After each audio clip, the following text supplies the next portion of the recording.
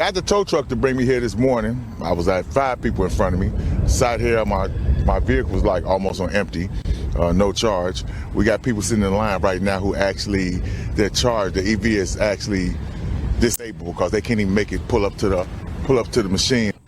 Hi, ladies and gentlemen. I'm Terry Martin with the Illinois Channel, joined by Jeff Berkowitz in Chicago. And Jeff, the big story for a lot of people this week was the frigid Arctic conditions. And as we just saw from NBC5 Chicago, a lot of people's electric cars, they found out, don't work very well in this deep freeze that we've had. And the other news, though, that we're going to be focusing on as the temperatures start to warm up a bit are going to be the presidential primaries. And this week we had the race in Iowa. And obviously anyone who's following politics know that Donald Trump had a tremendous victory, winning all but one county in Iowa. And this week, coming up very shortly, we're going to be hearing what the details are in New Hampshire. Before we go to some of the issues involved, Jeff, give me a quick take on what you thought about what happened in Iowa and what you think about what might happen this coming week. Terry, it's like watching a football game and somebody has called it before the kickoff. That's what they did in Iowa before the kickoff, before there was a vote. Fox and I guess CNN virtually at that time called it for Trump. And they were right. It was overwhelmingly for Trump. And now they're saying, although you need in the Republican primary 1,215 delegates to win in June or July, it turns out they're saying Trump has won because he won 20 delegates in Florida. All right, so what we're going to be looking at are some of the issues before we get mired down in some of the post-game analysis of what happened in the primaries. The big issue coming out of Iowa and some of the other polling around the country we're learning is not, as James Carville said in '92, it's the economy. The big story this year is it's the border, stupid. That's the issue. They've created the biggest national security crisis I've seen since 9/11 because we got 1.9 million gotaways. So I don't care what everybody can talk about the data all you want. 1.9 million known people have entered this country. We don't know who they are, where they're from, or why they came here. But I'll tell you this, they've arrested people from 181 different countries. Some of these countries sponsor terror. They've arrested over 300. If you don't think a single one of that 1.9 million didn't come here to do us harm, then you're ignorant to the data.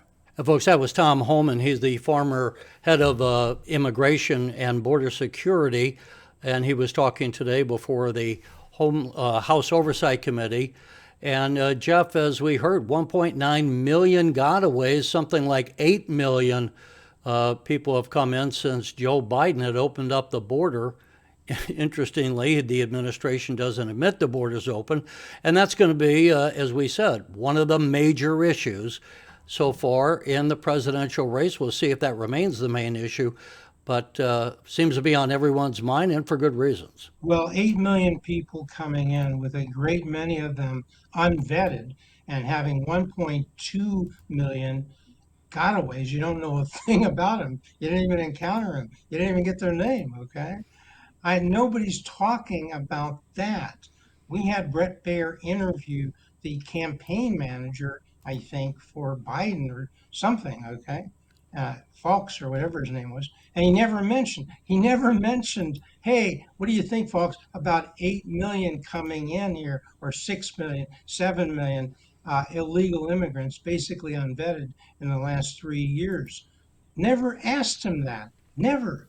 And we're talking now about legislation that's going to be a big deal, they say, because it's bipartisan and it'll be extending the tax credit and giving some business tax breaks. Not the big issue that was supposed to be resolved if we were to go forward with foreign policy decisions, is closing the border, closing the effing border. Why isn't anybody saying that?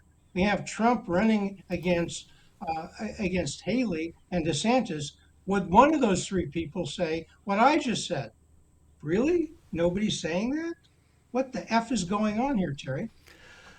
Well, look, I think it's just become clearer and clearer. And one of the great things that has happened from an issue standpoint as far as, I think, the southern states, Arizona, Texas, Florida, New Mexico, have been inundated for years. But it wasn't until Florida and Texas started shipping these immigrants to blue cities, to Chicago, to New York City, to other states, that all of a sudden these Democratic governors, these Democratic mayors start feeling the pinch that the Republicans down in Texas and Florida have been feeling. And now that has succeeded in raising the border invasion to be the number one issue that's going to be playing out.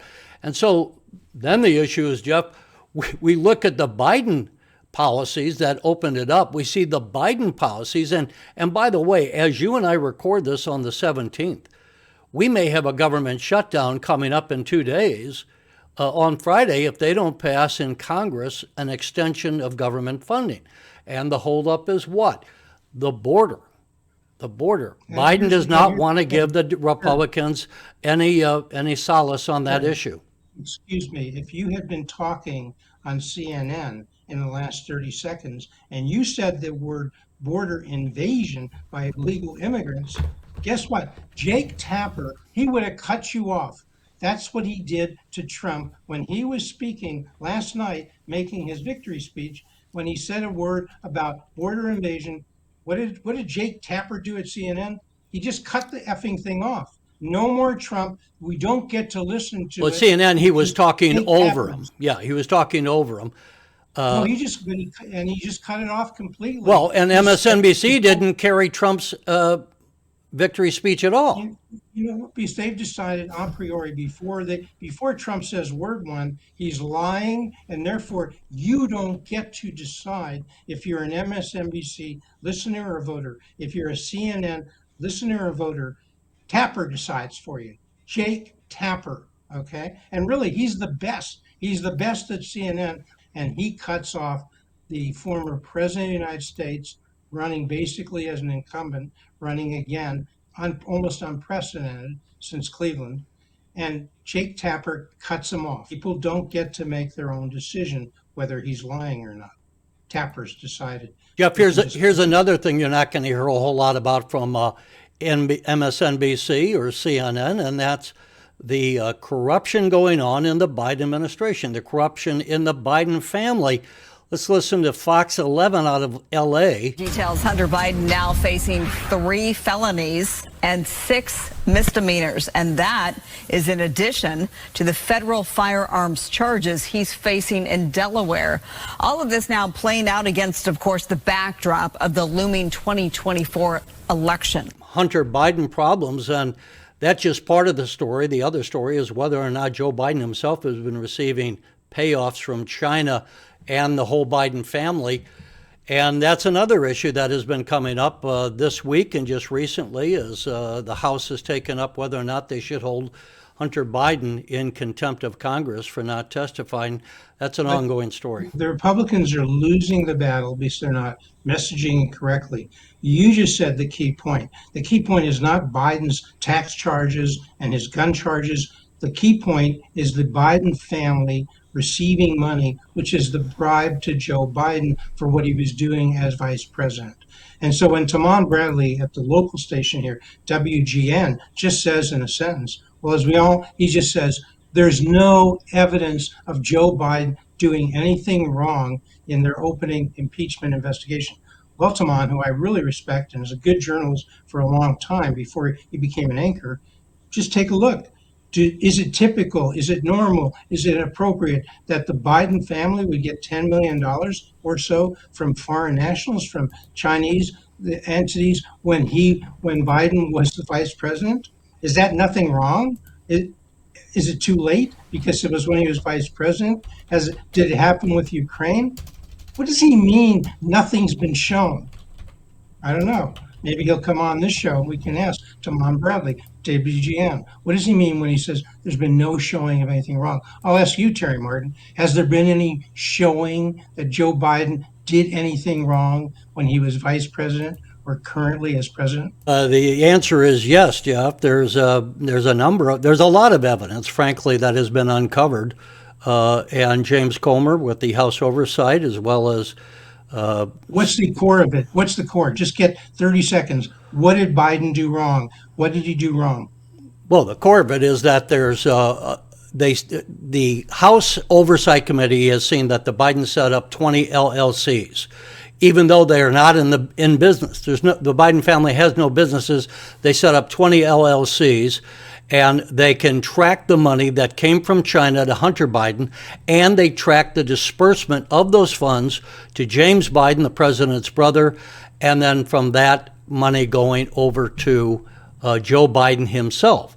Now, James Biden wrote in the memo on the checks that he was writing to Joe Biden that these were repayments of loan. But there's no evidence that Joe Biden ever lent any money to James Biden.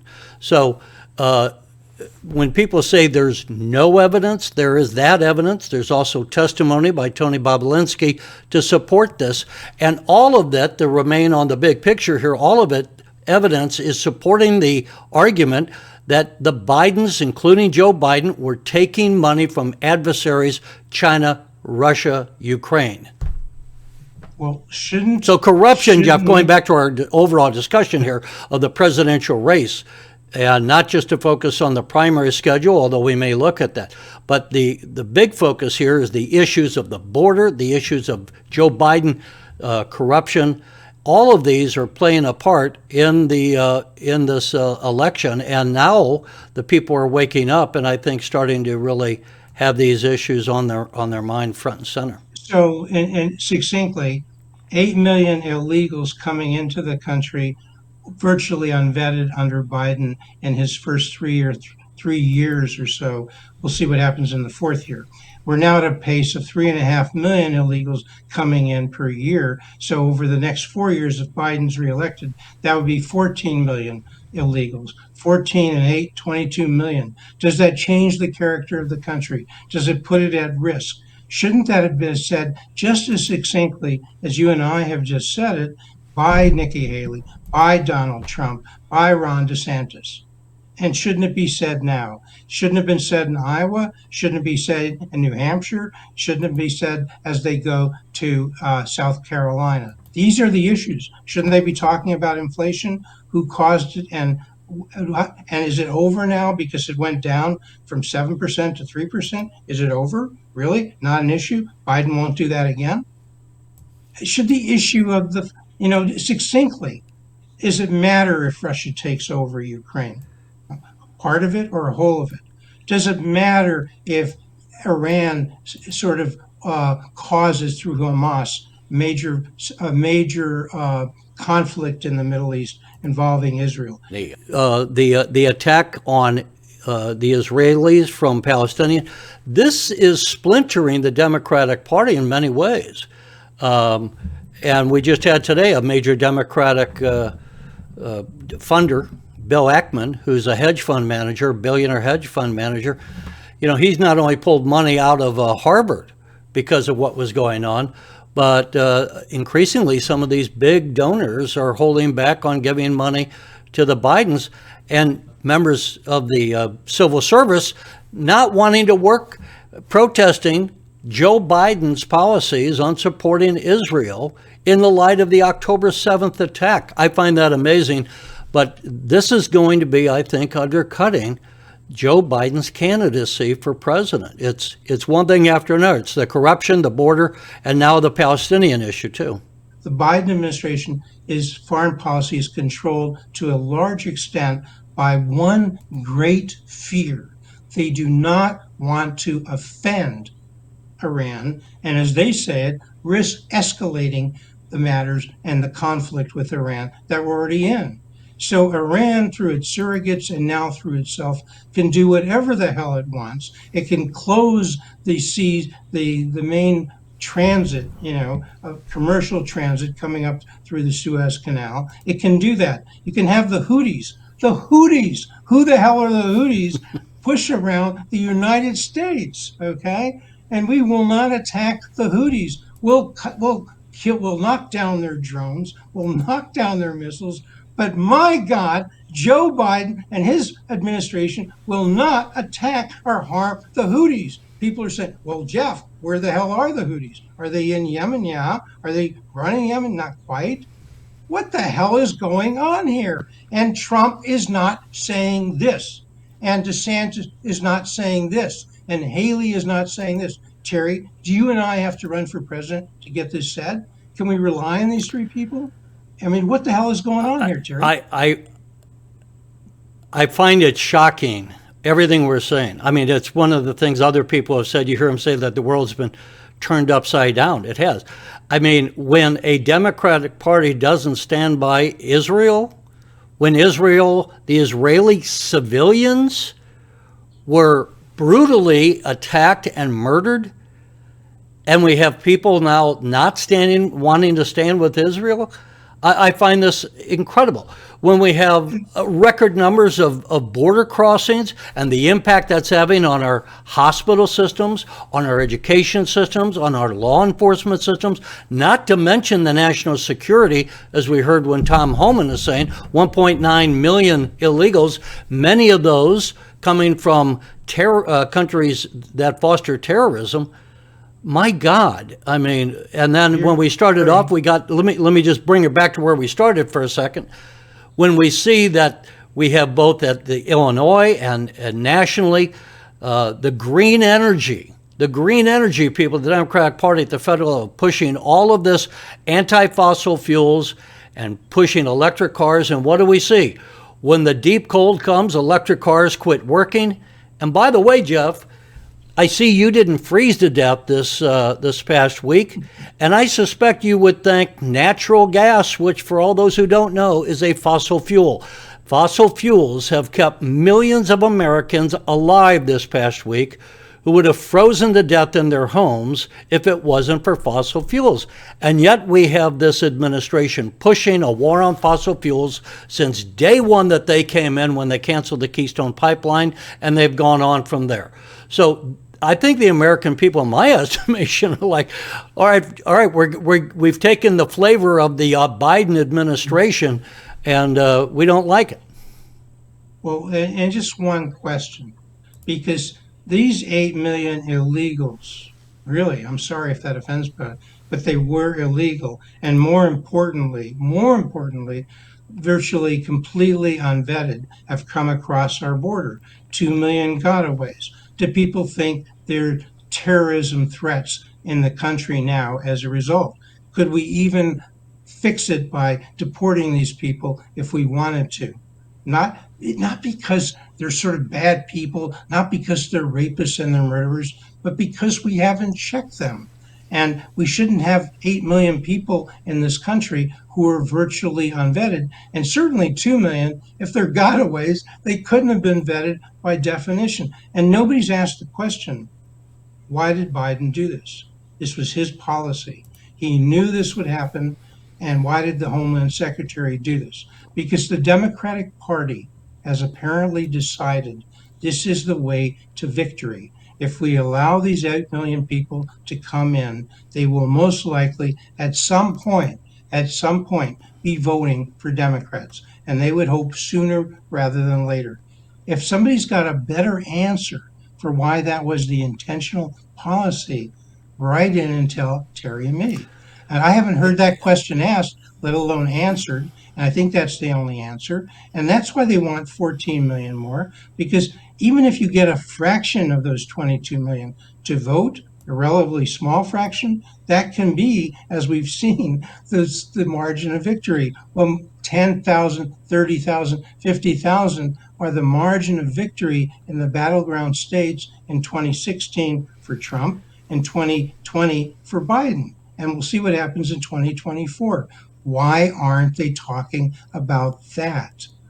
Why? You know, Jeff, and here's the thing, right? I think. Let's bring this up. Also, something we have to, people ought to be looking at, and I just didn't have time to pull the bite, but when we talk about the primaries, I would say, and I said, in fact, last spring, that the primaries on the Republican side are a sideshow.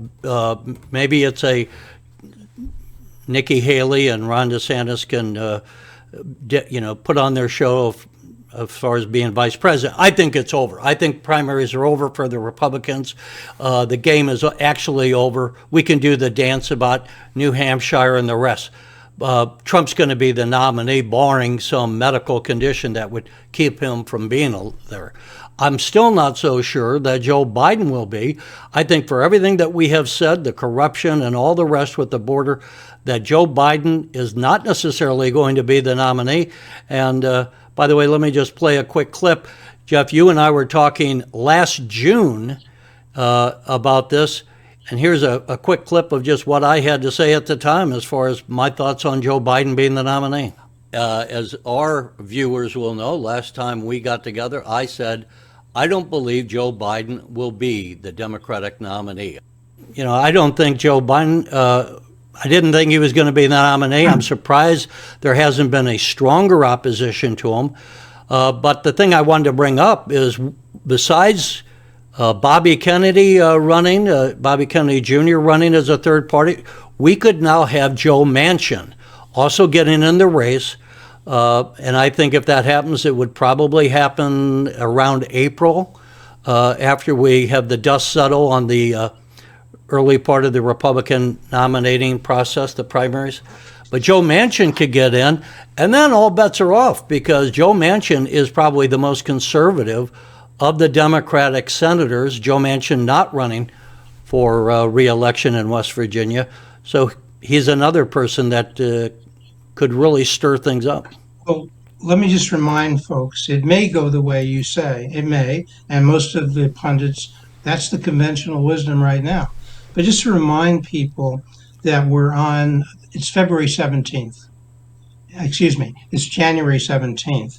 And from January 15, a few days ago, when we started in Iowa, through March 4, the primaries and caucuses, the Republican GOP primaries and caucuses could account for, or would account for, 331 delegates if we were to proceed, not just with New Hampshire, as we surely will, but with the Nevada and Virgin Islands caucus, South Carolina primary, Michigan primary, Idaho and Missouri, I think it is, caucuses, the North Dakota caucus, DC caucus, 331 delegates.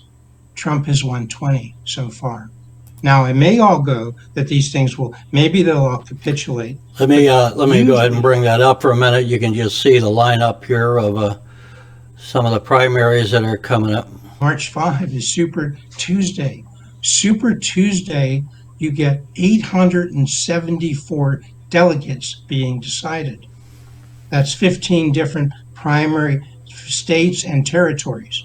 And that ain't over yet, folks, because then when you go from March 12 to June 4, you have 30 additional states and territories, giving you an additional 1,224 delegates being decided. That's how you get to the total number of GOP presidential delegates of 2,429. Take it in half. What do you need to win? 1,215. And delegates as of January 17, Donald Trump 20, DeSantis 9, Haley 8, Ramaswamy. Yeah, it's a small fraction, but the point is we know what's coming because we've seen the strength of Trump in the Republican Party, and despite all the Democrats have thrown at him, 2 impeachments, all these indictments, rigging the judicial system, Donald Trump, every time they throw something at him, comes back stronger and stronger. And this is just not going to be the year for Ron DeSantis, who is a very good governor in Florida and may be the president someday, but it's not going to be it's not going to be this year. We only have a few minutes left, so what if money popped up? What if people with money decided what I've said makes sense? Let's run some of these primaries. It doesn't take a lot of money at this point to run some of these primaries. The money wouldn't change the election outcome. Well, Terry. I mean, they can do it, but they'd be drilling a dry hole. Well, and then you say, Terry Martin has decided. Terry Martin, I guess, Terry Martin has a pretty good gut on politics, and I say it wouldn't matter. Trump is going to be the nominee, short of him having a stroke or a heart attack. The polling says in the Republican Party, forget the Democrats, Yeah. in the Republican Party, a third of the people polled would say they would have concerns if Donald Trump was convicted of any of these trials. Forget whether they have merit. Forget whether they would be concerned. They would be concerned. Yeah, if it's if a he was sideshow, convicted. it's a sideshow. Well, You know, Terry, people watch us my- because we got to close out, but well, people you can watch us because dismiss they a want the third real of thing. You can dismiss a third of the Republican Party if you want. I'm keeping the focus on what's going to happen, and what's going to happen is Donald Trump's going to be a nominee. Folks, let us know what you think. We will continue to watch it, and Jeff, we shall say goodbye. So long, folks. Come on back and see us every week.